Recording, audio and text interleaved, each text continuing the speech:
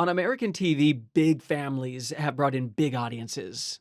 For a long time, the Brady Bunch, all six kids became household names. Greg, Marcia, Peter, Jan, Bobby, little Cindy. Marsha, Marsha, Marsha!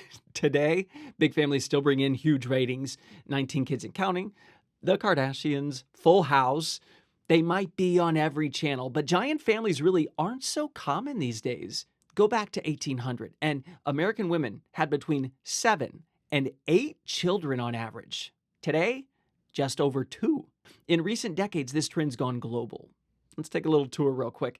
Touching down first in Bangladesh, we find women giving birth to just 2.1 kids in 2016.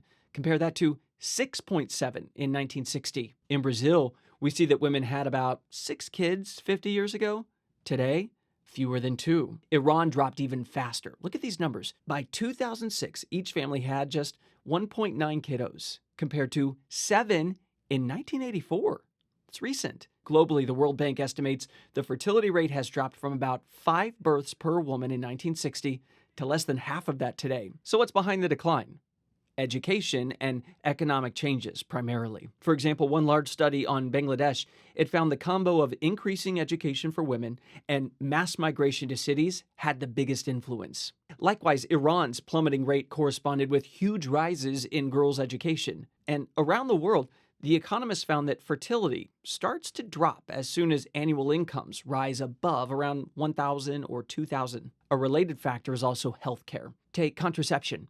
In Bangladesh, 62% of women in marriages or unions now practice some form of contraception, compared to just 7.7% a few decades ago. That's approaching American rates. Almost 68% in 1976 grew to 73% in 2014.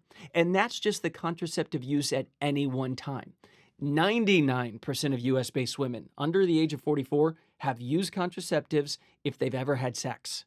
You also have to consider lowered child mortality rates, because studies suggest families tend to have fewer children when the children they do have survive. And then there's culture. For example, rural Brazilian women who watched telenovela soap operas with glamorous, small-sized families had fewer children than similar women who didn't have access to the shows.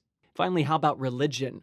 Fertility rates have gone down across global religions. But certain religions, like Mormonism, when they encourage births and are central to social identities, do spur an increase. So while growing a family is highly personal, it's also subject to larger forces like economics, education, and just the basic worlds we live in.